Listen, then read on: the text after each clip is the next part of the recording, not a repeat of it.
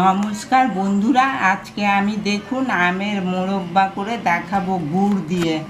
আমি বাজার থেকে আম কিনে এই যে এরকম সাইজের কেটে নিয়েছি, কেটে নিয়ে খোসাগুলো ছাড়িয়ে নিয়েছি। খালি আমের মোরব্বাতে মশলাগুলো দেওয়ার জন্য আমি নিয়ে নিয়েছি এখানে মৌরি নিয়ে নিয়েছি, এখানে আমি শুকনো লঙ্কা নিয়ে নিয়েছি, যে যেরকম ঝাল খাবেন ওই বুঝে ঝাল দেবেন।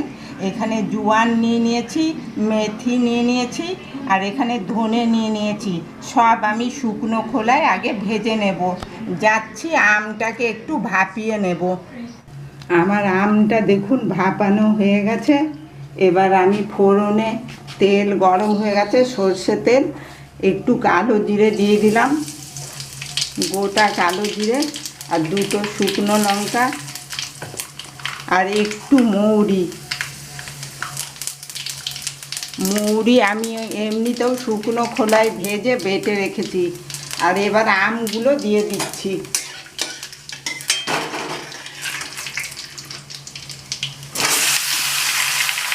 একটু ভাজা ভাজা করে নিচ্ছি। প্রথমে আমগুলো অল্প করে একটু হলুদ দিয়ে দিলাম, দিয়ে একটু নাড়াচাড়া করে আমি গুড়টা দিয়ে দেব। দেখুন গুড়টা আমি এখানে ভালো করে ছেঁকে রেখে দিয়েছি একটু জাল দিয়ে। এবার আমি গুড় দিয়ে দিচ্ছি।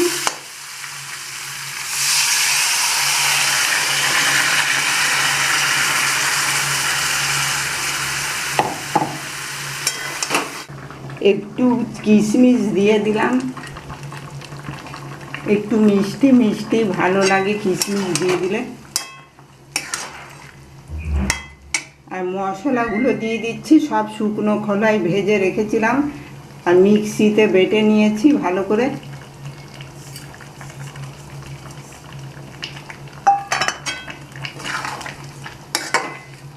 এই মোরব্বাটা অনেক দিন রেখে খেতে পারবেন। আমার আমের মোরব্বাটা হয়ে এসছে, এবার আমি নামিয়ে নেব।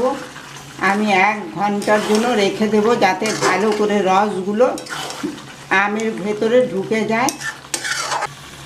ব্যালেন্স করার জন্য আমি একটু নুন দিয়ে দিলাম অল্প করে।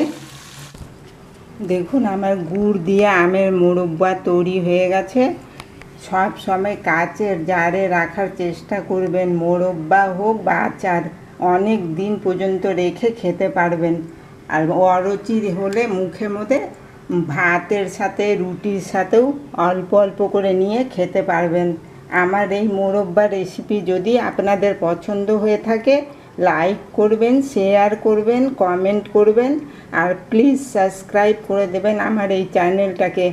আপনারা ভালো থাকবেন, সুস্থ থাকবেন। আমার পাশে থাকার জন্য অনেক অনেক ধন্যবাদ।